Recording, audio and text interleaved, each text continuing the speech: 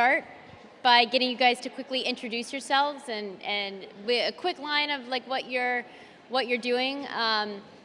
There are a lot of similarities, having done some of the research and what you guys are trying to build and bring to the world and give different types of skills. So really quick introduction. So Aisha, why don't we start with you? Hi, good morning. My name is Aisha Bowe, and I'm the founder of a company called STEMboard. We're a sustainable tech company. Well, what does that mean? So we build technology for the government. We take a portion of the revenue and we invest it into education, specifically STEM camps, workshops, training, development for the socioeconomically disadvantaged.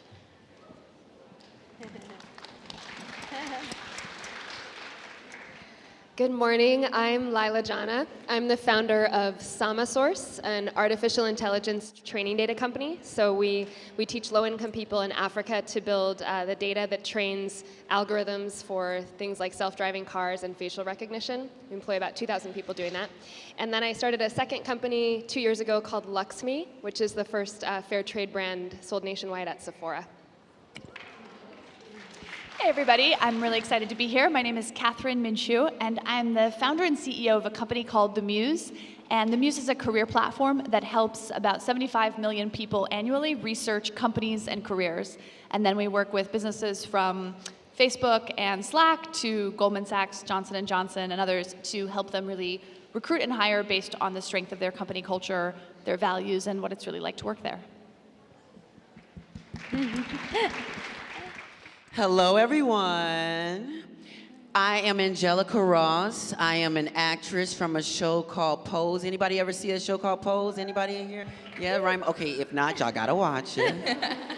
I've always been a creative, but on my way to getting to where I am, I became an accidental advocate and have been in the movement advocating for not only people of color, but for trans people to have access to basically to live and breathe, first of all, but also to have access to employment. So I founded a company called Trans Tech that basically helps build our community so that we can teach each other and educate each other and also get each other ready for both freelance opportunities, but also we have like pipelines to employment with companies like PayPal and Groupon and Reverb.com and more companies so that we can get folks employed within the trans community.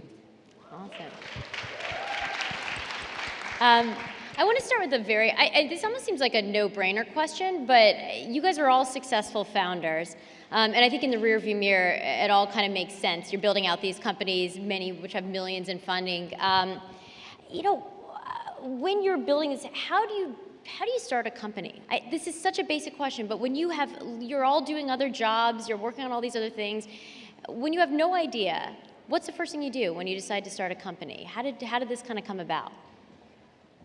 Wow, like if you would have told me 10 years ago that I would have started a company, I would have thought you were crazy.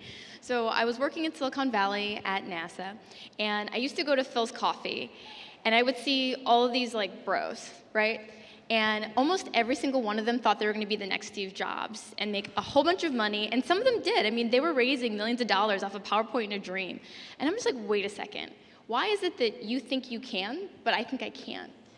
And the more I started being in the culture of the Valley, I started to realize, wait a second, like I'm an aerospace engineer, I work at NASA, like I can do this.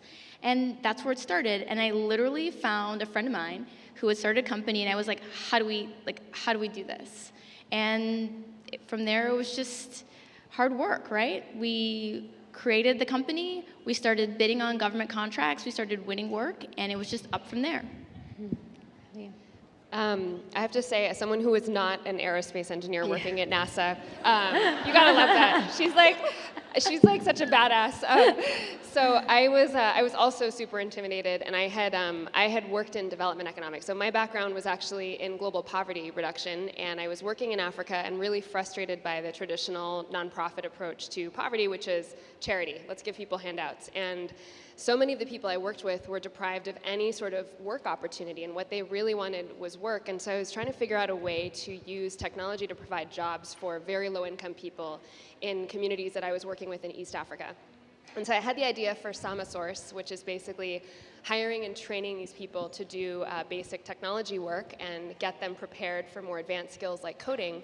And every time I talked about it to like a tech bro in Silicon Valley, I would get the most ridiculous answers. One guy who's a very prominent investor and the founder of a big incubator was like, I would never invest in technology in Africa.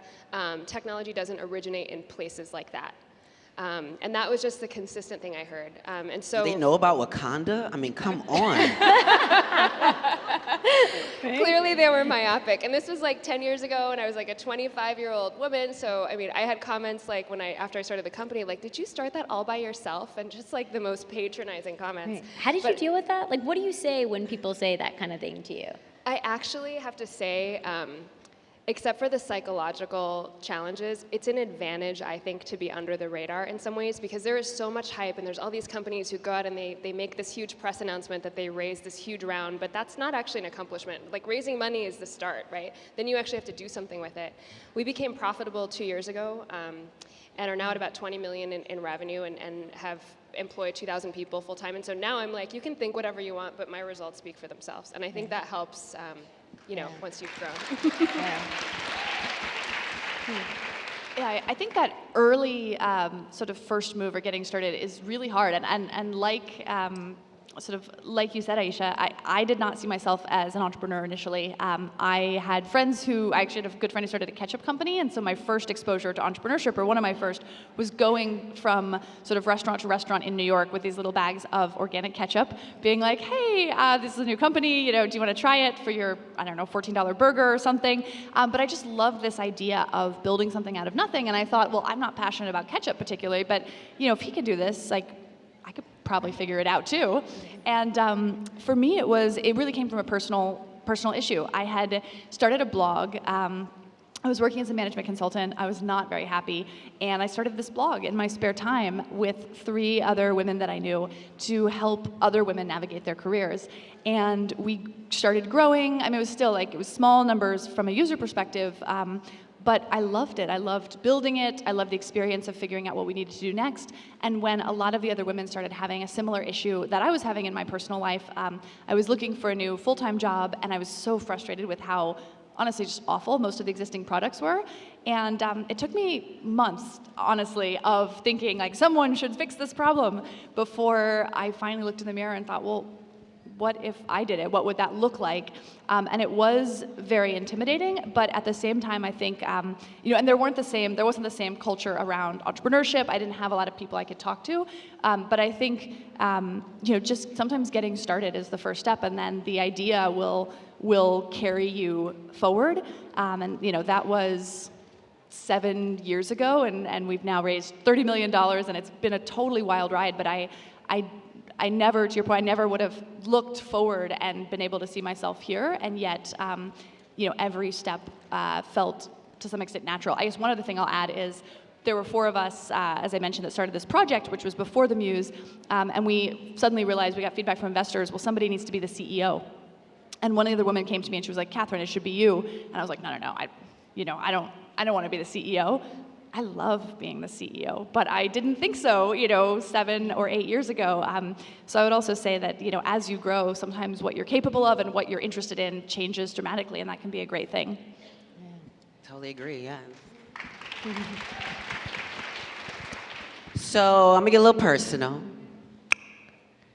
When I started my business, what happened is that as a trans person, I grew up in a family where I was in the gifted and talented schools. Once I got of age, I worked like 2-3 jobs. I was a very hardworking person. But once I started busting out the ID or certain things and situations and I was found out as trans, I kept being fired from jobs, no matter how great of an employee I was. And so I found myself in this being really trafficked into the adult industry, into feeling like, okay, that was going to be my only option. And I talk about this because it's really important for folks to know, especially for women to know, especially those who come from marginalized places or feel like they have to make certain decisions that they thought they'd never have to make. I came from a place where I thought that I would have no decision making. I was going to be posing on this website or what have you. And the person who owned this website was like, I see that you're a little savvy and tech savvy. Actually, you don't need to pose on the website. Do you mind just like, she wanted to save some money on her webmaster.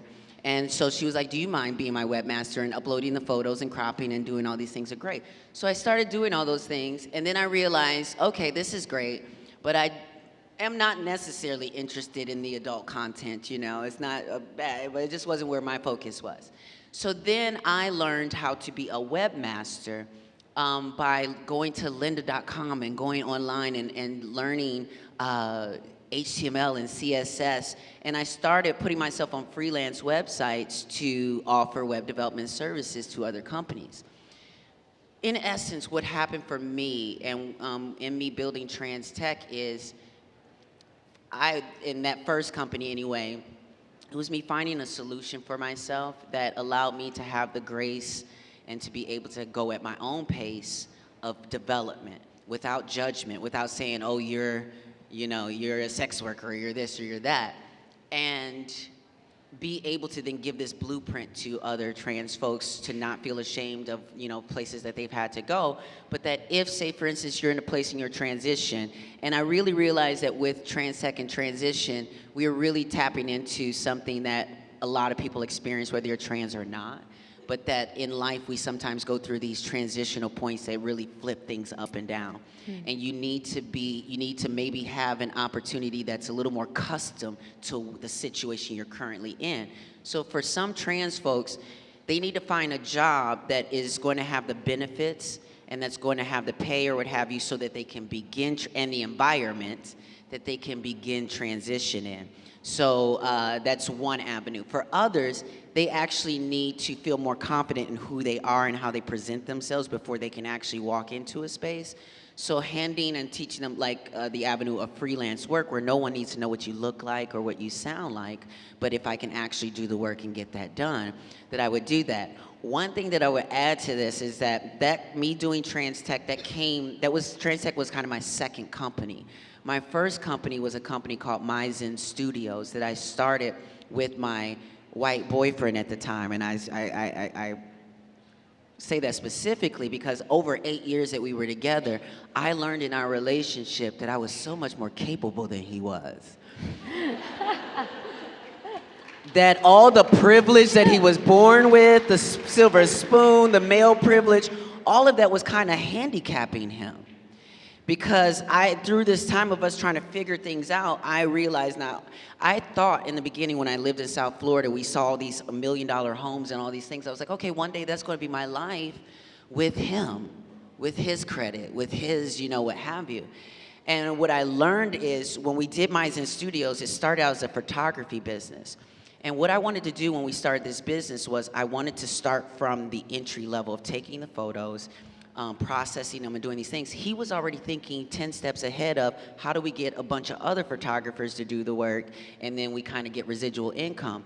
He wasn't interested in working the path and then growing.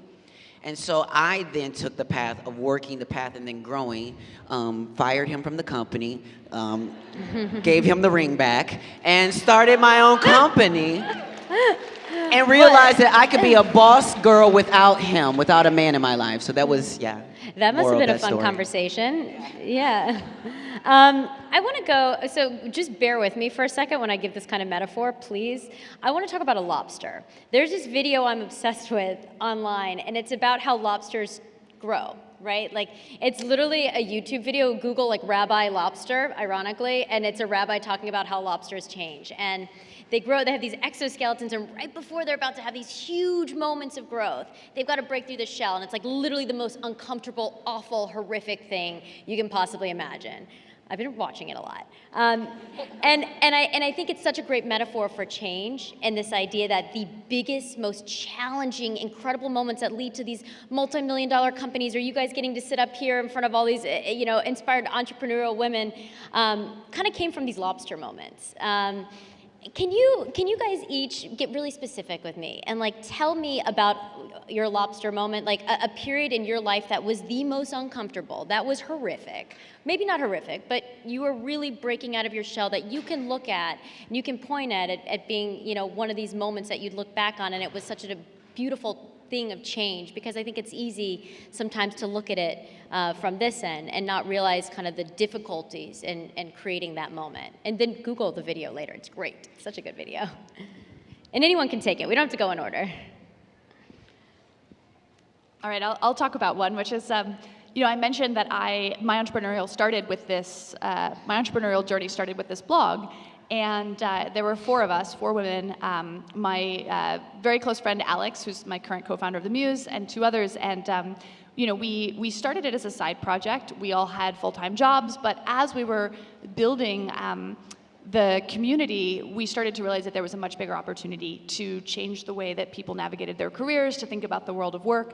And so it's funny, when people ask me how The Muse got started, I usually just talk about the idea and then the founding of The Muse, because it's easier to sort of skip over the messy complexity. But there was sort of a first company in there, and the 4 of us had started this blog. We were making it to a real company. They decided that I should be the CEO, and eventually I said, you know, okay.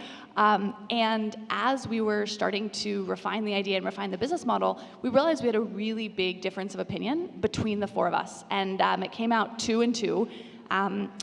I wanted, and Alex wanted, to create a very sort of every man, every woman kind of product, and the others had a different idea. And without going into the details, it ended up being this incredibly painful split that sort of escalated from, you know, a lightweight disagreement to one person locking everybody else out of the website, out of their email addresses.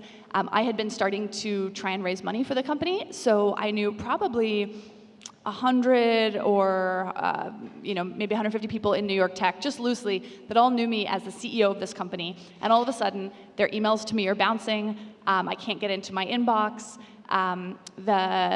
This person shut down the website and then relaunched it under a new name without me on it. And it was humiliating. I had spent nearly all of my life savings up until that point in time on my living expenses and on this business, and sort of woke up one morning to feel like, you know, I had nothing. And you know, I think I joke now, but like, I spent time in the fetal position. I had to go talk to a lawyer to figure out if there was anything we could do. It was a really, really incredibly painful time, and it led at the same time to the founding of The Muse, because I realized that this idea that we had been working towards was so much bigger than just the things we had built so far.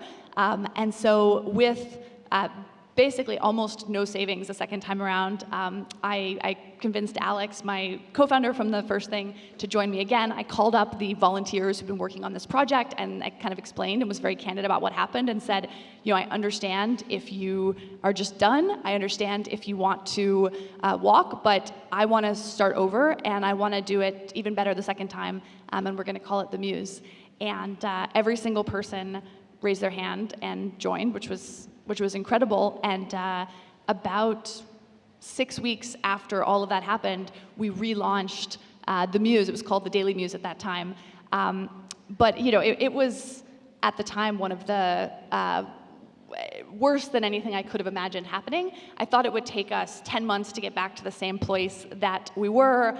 I felt like my credibility was really damaged in front of all of these people. But I think that just being incredibly transparent about it and being willing to put in the work to start over. We actually had more people use The Muse in the first month we were live than in the last month of the previous company, because the work, it wasn't in the website visitors we had built or the email addresses we had gathered.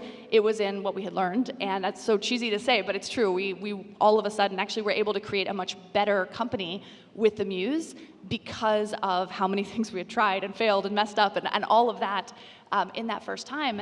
And it also allowed us in some ways to create this momentum around the second company. And also, frankly, I've never worked harder than when I absolutely just wanted to show those people that they were wrong. And you know what? It was hard. It took me 3 or 4 years to be able to pay back people I had to borrow money from during that time. But it was so worth it. And it also, I think, made me a better leader because when you go through the really tough situations, you come out with the knowledge that you can handle it. And I saw you said something after that, put everything in writing, right?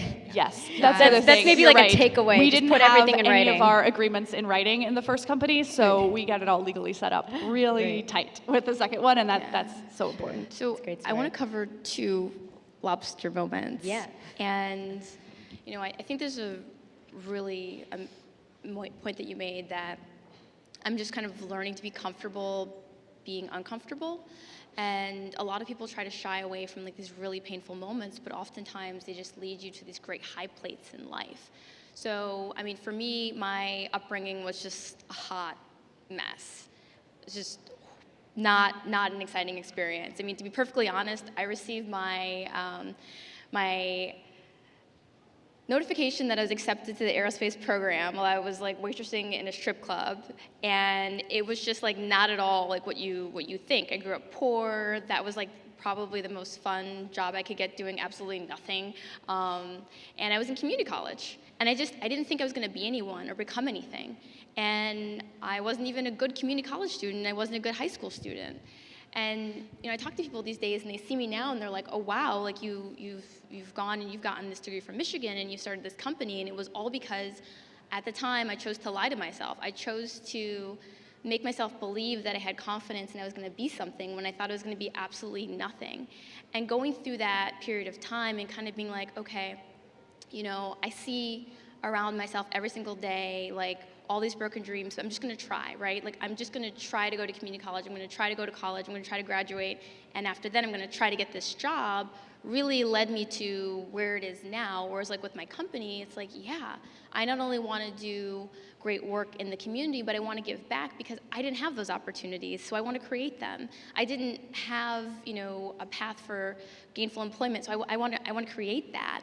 And being able to wake up every day and get a job at NASA, which I actually said no to that job like 3 times. I don't know how I even ended up working there. I'm so happy that the guys who I worked with were like, we don't take no for an answer, you're coming. Why did you say no? I said no because I didn't have the highest GPA in my class, and I thought that they were cheating the other students by not accepting them. Wow. I know it sounds like crazy, but I was like, I'm not, like, there were people who I worked with in school who had like a 3.7 GPA, and I'm like, you need to go back and read those resumes, not mine. So I just had like no self-confidence. But once I started, they couldn't get rid of me. And I started going around and I saw people who were, working on these amazing projects and they were starting companies, and I'm like, well, if I faked myself into believing that I could be here, I can do that. And then my second lobster moment harps on what you were saying, which is I truly believe that you need to start every partnership like you already hate the other person. You have to get it in writing. You have to work through your agreements that way because you don't really use them until you need to use them, which means you probably are not liking them at that point, right? Okay.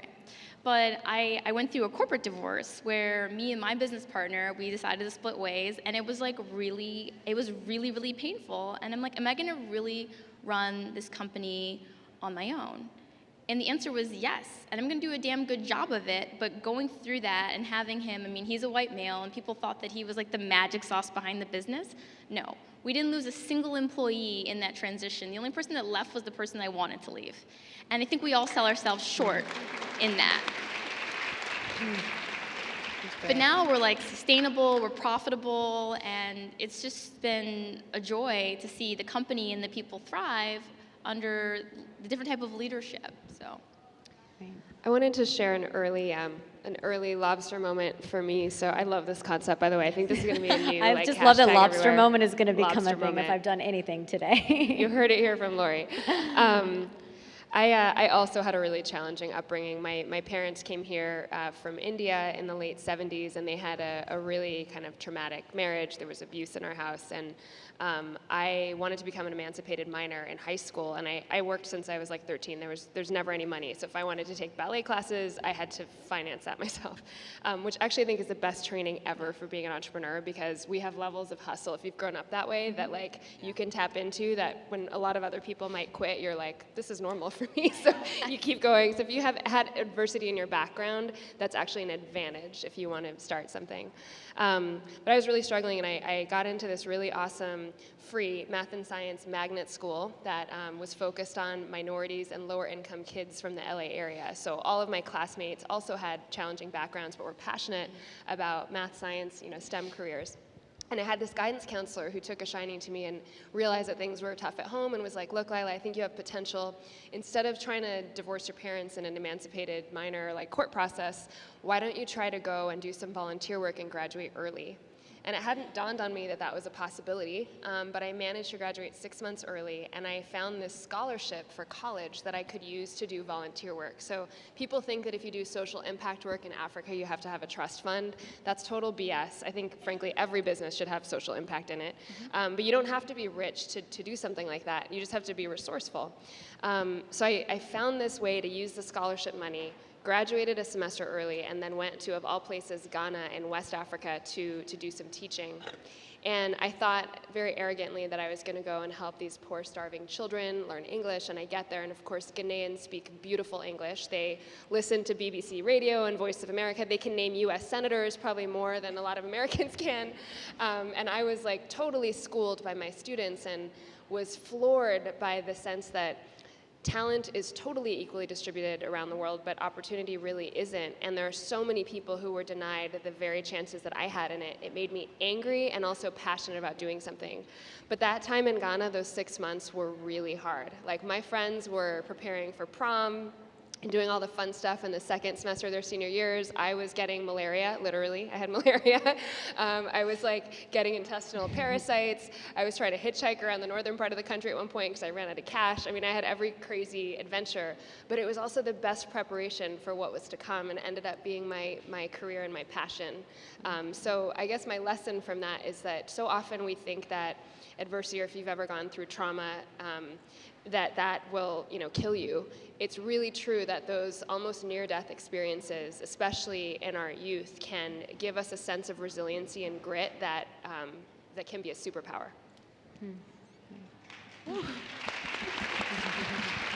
I just love this. I relate to all of it, especially to the fact that I graduated high school a year early. Also because I wanted to sort of be emancipated out of my situation. I kind of started to come to terms with my identity a little bit and was like, oh shoot, this ain't gonna work here type of situation. So I tried to get out as fast as I could. I did graduate high school a year early, but then I enrolled into the military because I thought that that was something that was going to change me and that was going to make my mother proud and all of these things. But my Lobster moment was in founding Trans Tech. It literally, it almost broke me. I mean, broke me. But what I realized is that, and I've heard Oprah or people talk about this, but it like broke me open. It broke me open in a way, and I mean, my credit score was in the toilet. My personal finances were none. But Trans Tech was taken care of. Trans Tech's business, everything was taken care of on that end, but I was sacrificing myself so much so that I really realized that part of the process of me founding this company was the lesson that I needed, in the sense that when I left the organization that I worked for, I realized this company said that they were here for the trans community, but they really weren't, and they didn't know what they were doing. And so I quit that organization to sort of start my own company of addressing the solution, and was a little bit too confident, not confident, but put a little bit too much stock in my privilege, in the sense that I felt like I had a lot of privilege to gamble. Okay, in my community, I have passing privilege. I have pretty privilege, it's real. I have pretty privilege. I have academic privilege. I have certain privileges, and I have the privilege of, if I wanted to go to Apple or any job that I've ever worked, I've always felt like I was able to get a job. I was able to be employed. I had resources. I could be resourceful. So, okay, I'll build this company, and in the meantime, I'm sure that once the world, especially the LGBTQ movement, hears that a black trans woman that is as capable as I am is leading an employment initiative, that they would all just get behind me and we would be all going towards freedom. But I'm going and I'm looking back. And there's no one there. And what was very interesting that I found is that most folks were interested in tokenizing me or in trying to bring my magic over to where they were, but not interested in coming to where we are and building with us. A lot of times they wanted to cipher out whatever it is, the idea that I had came up with, and to see if it would work in their organizations without me, and that just did not happen. I realized that, especially in nonprofits, you're applying for grants and funding. And so I literally just became competition for these other companies instead of somebody that they would want to support and would want to sponsor. So as I'm doing this and sacrificing myself and not really having the support here, I'm realizing, oh my goodness, this problem that I'm addressing is way bigger than I even imagined. It's way harder than I even imagined. It's not just about here's a job, here's an opportunity. Some of the folks were so traumatized by being locked out, by being harassed on the job, by being discriminated, that just being in front of the opportunity was not the solution. There was so much more work that needed to be done. There were times when I had a job here, but I was waking a girl up out of her bed to like sort of wake up for the opportunity. Or there were moments where folks' mental health challenges were getting in the way for them showing up for the job. Or there was a situation where when I first started my program, the advice I was getting was to do what had already been done. Here's a 3-week job readiness program, 4-week, 12-week job readiness program. But when you're dealing with folks who are having a lot of challenges just stepping out of the door, they end up missing a day, missing 2 days, missing 3 days that end up putting them out of step with the program, or you might even have to drop them out because they're too far behind. And now all of a sudden I've created another failure milestone for my community. I was hurt. I was like, how do I address this problem? And so much of it was coming from my community in a way where normally someone who was white, cis, gay leading the thing would say, oh, well, we tried that and that didn't work. You know, they're not ready for this, or this is not gonna work. And I was like, I'm not blaming my community for it. Figure this out, Angelica, figure this out. And what I ended up going through that hard process, me being broke, me having sometimes trying to encourage and push my community, I got girls balling up their fists, ready to hit me as I'm giving them the advice that no one else has given them before, and being in these places. And what I realized in doing that is that I needed to create an incubator for my community. I needed to create something that said, no matter what your seed was, no matter what's in the bulb of your flower, whatever, this environment is fertile for your development and fertile for your growth. So that in a place where now I introduce lynda.com, you know how they have those video tutorials or whatnot, we now have an e-course library that we're populating by trans-led like workshops and things like that, so that they can understand that when I press play or when I press stop, I'm picking up where I left off.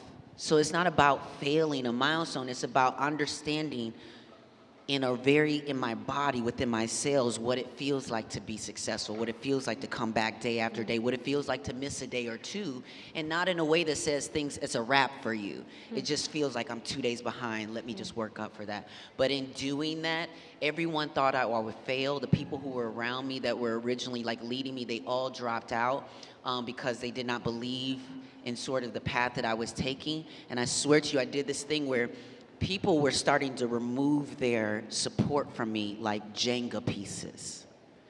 And they were like literally waiting, doing it on purpose in a way and waiting for me. Now without this, you're not gonna be able to do, what are you gonna do? And I did this like the Matrix.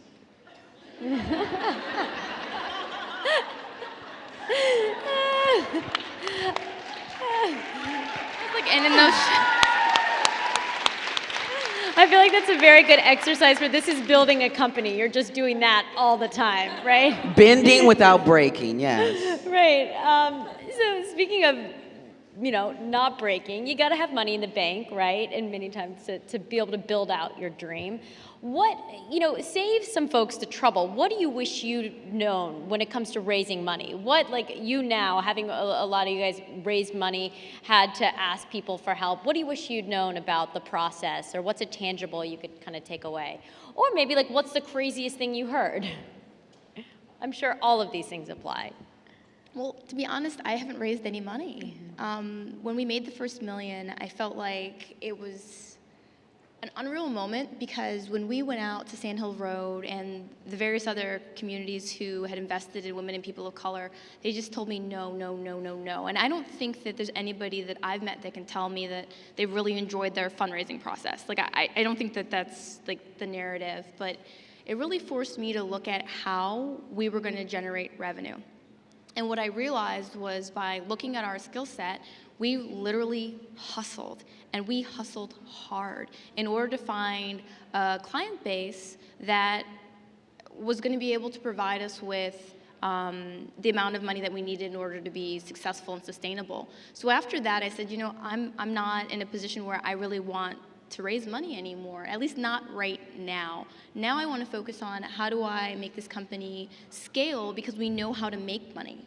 And each year it's been, we're growing, and we're not growing as fast as we would if we had raised money, but we are at 20 people, no outside liabilities, fully sustainable, fully profitable, and I'm okay with that.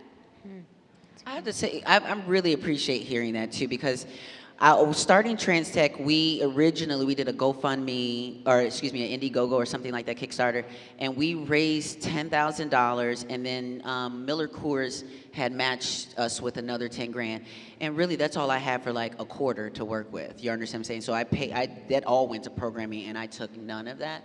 What I had to show folks, the way that we survived the whole time was in generating revenue. And what I realized too, and I'm hoping that I'm still communicating this, I'm still getting this through to the companies, is that a lot of the nonprofits have realized they've had to shift in thought around raising funds and think about like social entrepreneurship, social enterprises. And that, it just was an interesting place for me where it was hard for me.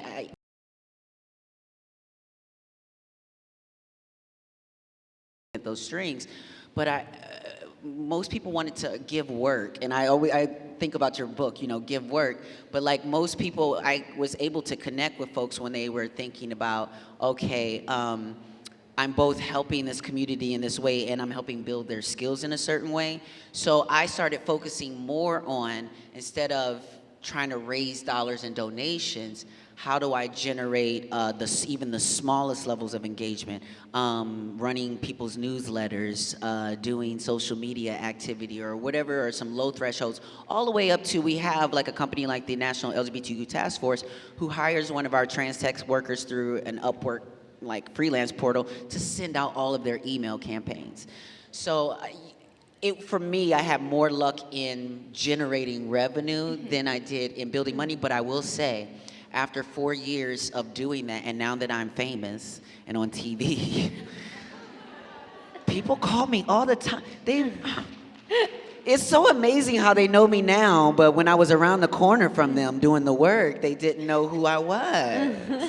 But I'll take it. Write a check. I'll take it. See, but like, I love this conversation, and I'm excited to hear from you ladies, because I feel like when I talk to companies that are in our space, some who have raised money, some who have not, it's not always a fairy tale, right? Like, not all money is good money.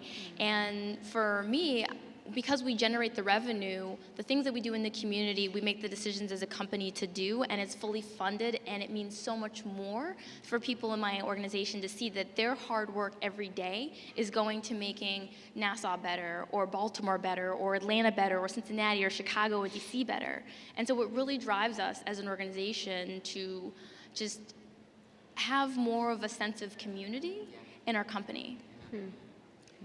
I have a perspective, because I started Samasource as a nonprofit out of necessity. 10 years ago, when I was pitching investors on Sand Hill Road, they were just like, what the hell do we make of this like 25-year-old, chick who she wants to build this crazy business in Africa, and then on top of that all, she wants to help poor people. Like, this is not for Silicon Valley.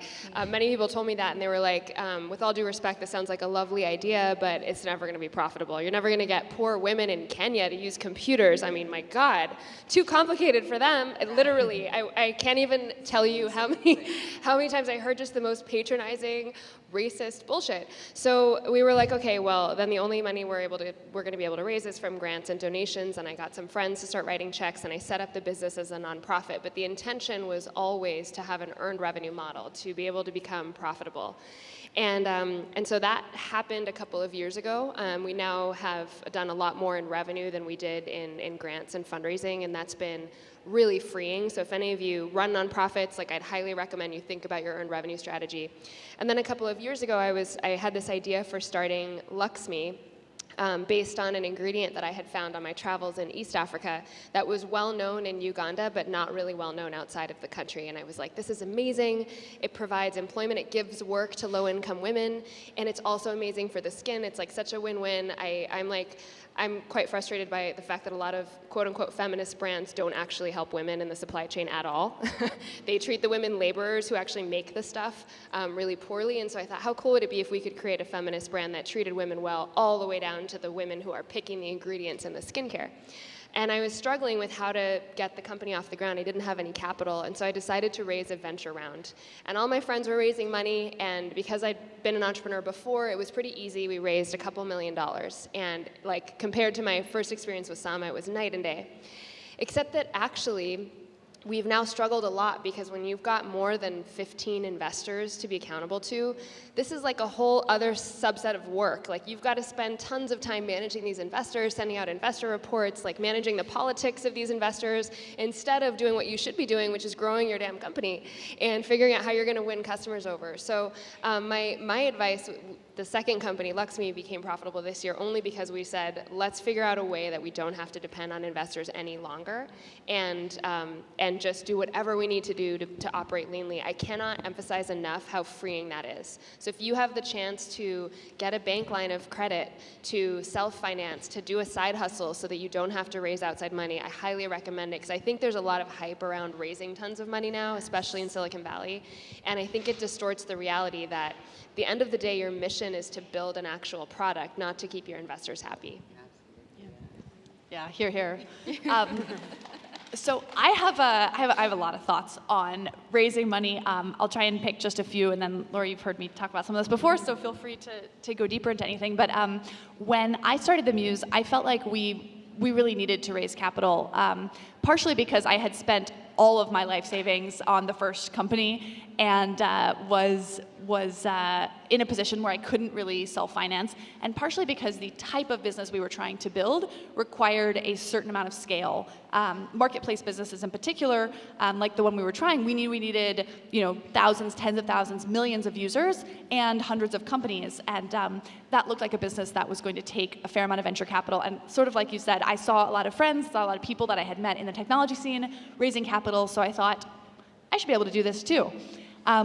I got turned down 148 times while raising our seed round, and it was absolutely brutal. I would wake up in the morning, have breakfast, get rejected, have a 10 a.m. coffee, get rejected, sometimes have an 11:30 a.m. coffee, rejected again, lunch, another rejection, coffee at 2, rejection, go back to my team, they'd be like, how'd it go? And I was like, ah.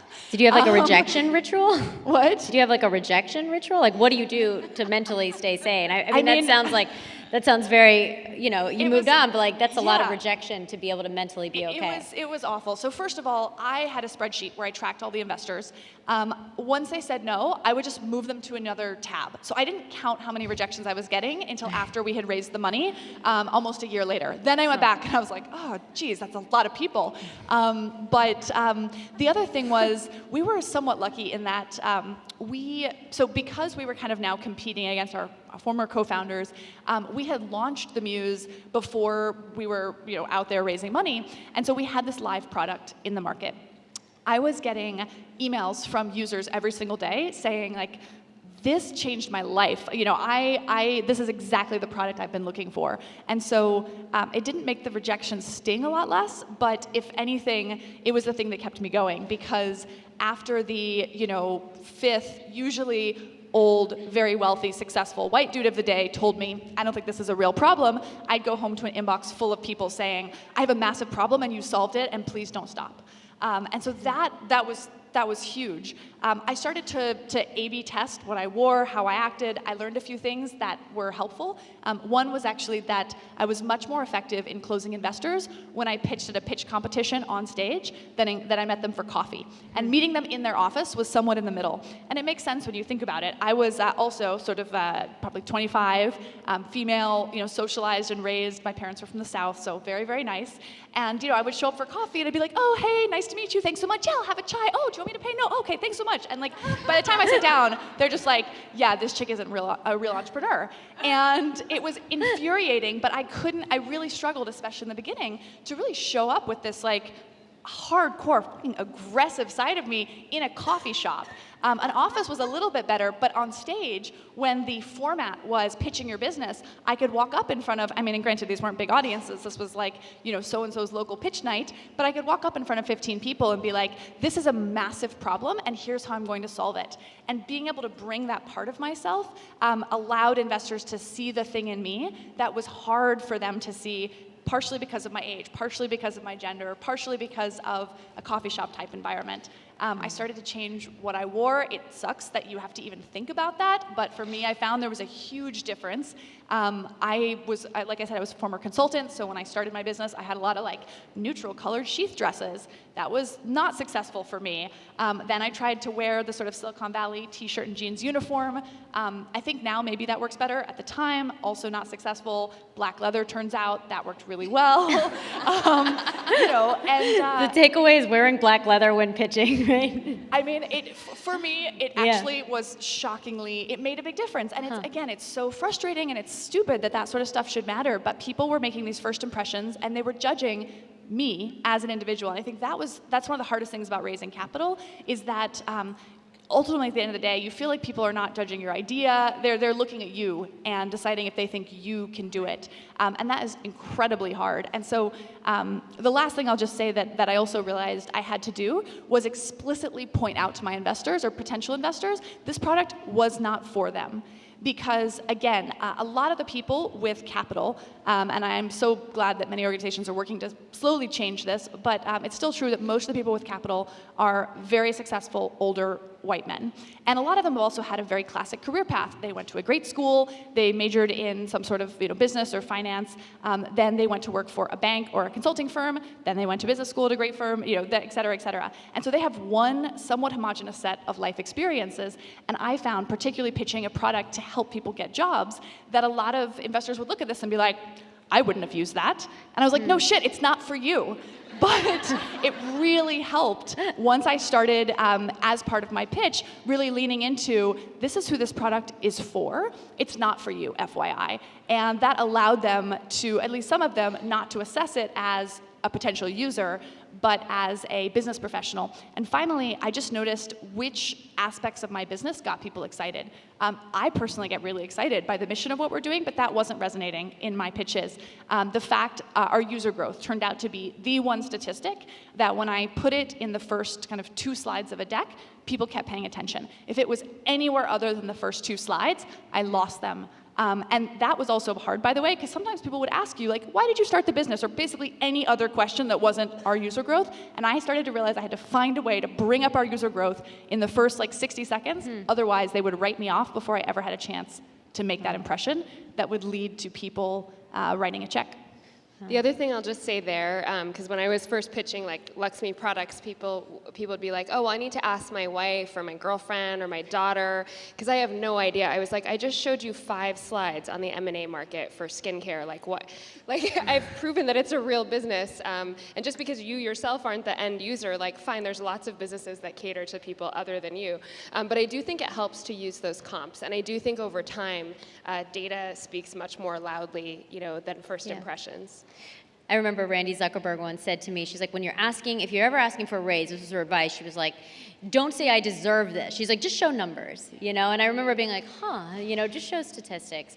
Something I've noticed I interview a lot of successful entrepreneurs, and something I notice is even the most successful entrepreneurs, I've interviewed Tim Cook or Mark Zuckerberg, a lot of these folks, like, afterwards always like, how did I do? Or like, is it okay? Like, I'm not saying, I can't give specific details on who does this, but so many people who are at the top of their game are still kind of worried about being an imposter to a degree.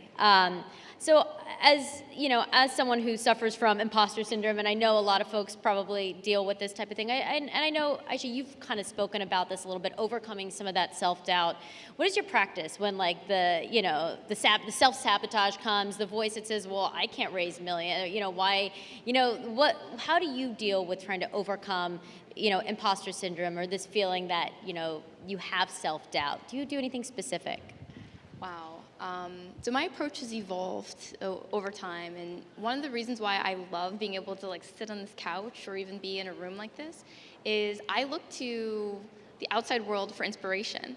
So I had a major fangirl moment when we started this, because I used to work with Layla's brother at NASA, and I would see her, and she had such an awesome reputation in the Valley, and I would have those moments where I'm like, I don't think I can do this, and I would literally go out and I would read stories about women who were making it happen, who said that they had 150 no's and then a yes, and just sort of realize that, success is like a series of small wins.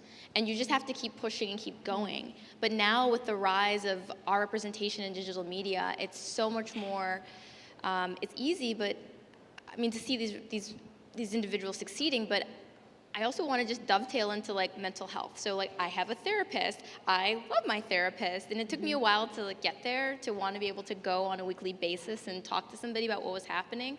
And then I realized why not, right? I go to the gym and I work out multiple times a week. Why don't I go and just talk with somebody and build self-esteem and build that self-confidence strategically? Because every single day I'm battling myself and feeling like I'm not good enough and I'm not worthy.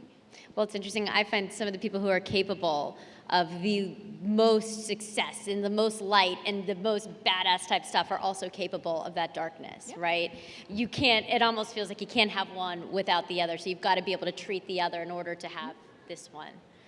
I wrote about this in my book, and I just wrote a post a couple months ago called Growing Your Own Emotional Garden. It came at a time that was really tough, because I feel like, especially in the last couple of years, I mean, we had some victories recently, but, politically in this country, the right, I feel like what is right and virtuous is not winning. And so often the world is not rewarding, in my view, the ethical behavior, right? The ones who are trying to do the best work often get sort of punished by the forces of the market. And, why are brands that, are not actually celebrating ethical practices doing better than ones that are? And there's so many reasons, I think, to get depressed. And if you are especially I think if you're in the space of social justice, you're trying to work against a massive wave of opposition or trying to change the tide, progress takes a really, really long time. It happens incrementally. It doesn't happen overnight.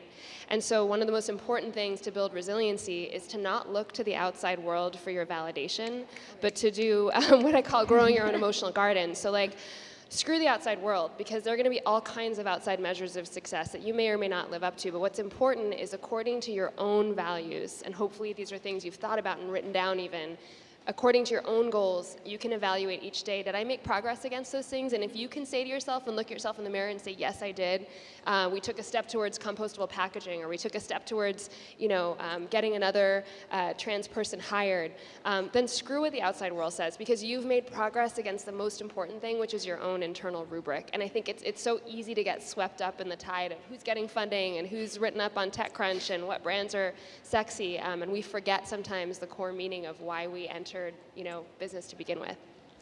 Yeah, I think that's so important, and I would add, having a small crew of people who can help you remember why you are doing this, help you remember that failure isn't a referendum on you personally. It's really hard to remember that, but I think it's easier to do that for other people, and so I found that having a group of other founders, especially other women founders, has been really powerful. I also think that, as you said, the imposter syndrome doesn't stop, and sometimes you can fight it, and sometimes you just like wake up and keep going. We went through a period about a year and a half ago at the Muse that was really, really challenging because, as a founder, as a leader, as anyone who's trying to do something new, the answers aren't in the back of the book. Like, you don't know if you made the right call sometimes. And we live in a culture where there's a lot of armchair quarterbacking. And so, we went through this period where I made a decision to acquire a smaller company. We had made a few hires, and there was a lot of stuff that was really hard. And I was really doubting myself. I'm sure there were other people, who were also doubting. But to some extent, like, you just wake up every morning and do the work, and you get through it. And it turned out, it ended up being a great acquisition, and we fixed some of the things that weren't working, and you get on the other side. But I think being comfortable with the fact that you're not perfect and that you won't get it right, and that making progress and moving forward is part of the game, and there are no shortcuts. Yeah. I don't have imposter syndrome anymore, because I used to have imposter syndrome, and I would be invited into spaces, and I would feel this energy, and sometimes there would be a conversation going on, and I'd feel this energy within my chest, this nervous energy, wanting to say something, and not knowing when to say something, when to step in, or what have you. And I'd had one too many experiences where I'd left the situation and not said what I needed to say, not brought the piece that I was supposed to bring to a situation. What I realized, like with, imposter syndrome and doing all of that, I work my ass off. I spend my 10,000 hours at trying to be great or genius at whatever it is that I'm doing. But I realized that it's, for me, now the way that I look at it as this. It's impossible for me to be an imposter of myself. Meaning, my work that I am doing is to know myself fully, is to know myself completely, is to have all of my skills and my strengths ready at my command. And so when I'm able to do that and focus on that, a lot of times my prayer, my saying, my whatever, when I walk into any room, is that please let me be the best, be me, let me be me. Please let me be able to bring all of myself into this room. That means all of what I don't know, so that I can say in a moment I don't know, as well as all of what I do know. That's my prayer every time, to not be an imposter. Let me just bring myself with me wherever I go. I will say, I think that your fight is so important. I don't know if people know, like when you talk about you left the Navy, discharged from the Navy, you had your life threatened. You were hung out a window. So when there's this idea of resolve and adversity, that's not even a metaphor for you had to save your own life. I mean, I wonder personally, being who you are has meant life or death. How has that shaped the entrepreneur that you are and you will become? When I was 16 years old, my mother came to me and she was like, I need you to kill yourself. She said, or else I'm going to kill myself, because I cannot live with a child like you. And I attempted suicide. I took whatever pills she had in her medicine cabinet, and I attempted suicide. And what I realized is, and something, I had one of those moments where I feel like God spoke to me, and was just like, girl, what are you doing? Like, I created you. I already know what's up. Don't listen, I already know what's up. Get up off the floor and walk, and I'll walk with you type of situation. What I realized from this moment is, all of our lives have this ripple effect when we walk out into the world. And had my life been stopped at that moment, the ripple effect of my life, whatever that is, I try to say that without having any kind of being narcissist or whatever, conceited, but I'm trying to say, of all the things that I've put out into the world, those things would not be. And too many times LGBTQ folks are fed poison about who they are, about their capabilities and all of that. And so it's so important for me to carry the message of survival, to carry the message of how life goes on despite whatever your circumstances are. And so whenever I hear, whether it's through religion, whether it's through social, cultural things or whatever, whenever I hear anti-blackness, anti-LGBTQ things, a lot of times I'm lunging in front of it like it's a missile, like it's someone about to pour poison or acid, because I know that when someone swallows poison like that, it can start to kill you over a long period of time, a slow death, one that you don't even realize that's happening because you've internalized the poison so much. So for me, it has meant life or death for myself, but also for my community, because I feel like at certain times there are people who are born with certain abilities to be able to carry the torch forward or to carry the message forward. And so it is of the most important life that I'm here on this stage with these women, to be able to show the diversity and what bosses can look like, what women bosses can look like. Wonderful, thank you. I think we have time for a quick Q&A. Great, I don't know if there's like a mic that goes, oh, there you go. Thank you guys so much. I'm beyond grateful to have heard all of your stories. I'm wondering what advice you have for entrepreneurs looking to create mindful, empathetic experiences in technology that don't have a coding background and don't know tech. So first of all, I do not have a coding background either. I did learn C++ in like the 10th grade and then promptly forgot it all, and it has nothing to do with what I do now. I think that there are a few things required to create an amazing business. You have to have a great idea. You have to be able to actually have somebody build it. You have to be able to get it in front of people that can use it. You have to be able to figure out how to monetize it ultimately. And I think that entrepreneurs can be amazing entrepreneurs as long as they're good at one or two of those things. You don't have to have all of them. And I think it's such a myth that any one of those is like the end-all be-all. In fact, it really requires all of them coming together. And so I would say, spend time around incredible people so that you can meet other people who might have the pieces of the puzzle that you lack. We actually had a friend of mine, we paid, I don't know, like $1,800 to build the first prototype of the Muse, and then we ultimately ended up recruiting our VP engineering, who was with us for 6 years after we already had, a bunch of people using it, because we just needed the prototype to be able to get to that next step. And I think the part of the empathetic experience is a really important one, because so much technology that's being created today, it's only being created for one type of user. It's only being created for one type of situation. And I think the more you can build a team around diversity in all of its forms, diversity of skills, of backgrounds, of races, of genders, of sexualities, et cetera, the more you're gonna be able to build technology that really serves a broader community. And that is, I think, where the next field of innovation has to come from, because we've seen what happens when people only build for the sort of base case and don't take into account how the experiences of others and the uses of others on their technology platform may affect its impact. Yeah. Do we have oh, there you go.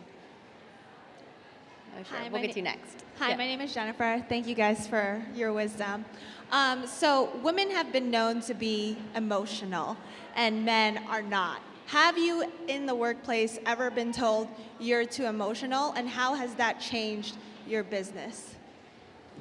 Well, let me just say this really quick. In building trans tech or what have you, in my environment, what I have found is when I leaned into my emotions and was more transparent with my team and those around me, it just worked better. When I wasn't trying to fake the funk that I was not stressed, or that, now as a boss and as a leader, there's a certain threshold that I need to keep so that the ship doesn't panic. You understand what I'm saying? But I feel that there is power in emotion, especially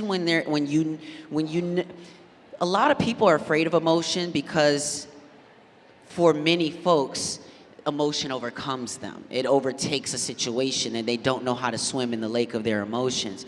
But when you're someone who's comfortable in your emotions, especially as a woman that's not afraid of tears, that's not afraid of certain things, as an actor, I'm not trying to say that you want to manipulate, not like that, but I'm saying as an actor, I know in situations how to communicate through emotion. So I feel like there is some sort of connection in being able to have emotional authenticity and transparency within business settings. I was told that I was too emotional in one of my first consulting performance reviews. I mean, like, fuck that. Everything I have built has been because I care, and I think that's really powerful. Right. I would just say use your empathy as your superpower, because I think the world needs empathy right now, and technology in particular needs empathy. As someone who's covered tech for many, many years, the newest trend and the thing that I think is going to be the billion-dollar idea down the road is something that's empathetic and actually helps humanity. So anyway, I know we had one more if we can talk to you. Hi, thank you all. I'm from Ghana. Hi, Leila. So I had a question but I had a very non-adversarial upbringing in that I am a female, but I went to school. I had access to like two-person household, all these other things. But my big vision is to build tools for people in Ghana and across Africa who have had very adversarial backgrounds. So what's your advice for people who haven't necessarily experienced or been through that kind of adversity, but then want to build tools and things for people who have lived those kinds of lives? It's such an interesting question, and I think it's something that the social impact sector faces a lot. Like, so many of the programs I've seen in Africa are designed by people who've never actually spent time with low-income people, right? It's like somebody in Washington comes up with this idea and is like, great, let's spread this across rural Kenya, and they've never actually gone and lived in a family in rural Kenya. So I think the best thing you can do is just the same thing that we do in Silicon Valley or with any business, is know your customer. So spend time, have empathy for the people that you're trying to build solutions for. And I think we were talking earlier about, how do we start our businesses? All of us in some way started with a problem that we were trying to solve. Understanding that problem and the pain of someone who is suffering from that problem in a very deep way. So interviewing 100 people from those backgrounds. When you're on your next trip to Ghana, going out into some of the more rural areas and maybe staying for a few weeks at a time to really get a sense of what people's lives are like. It's the best way to build empathy for your end customer, and it's the best way to build a kick-ass product.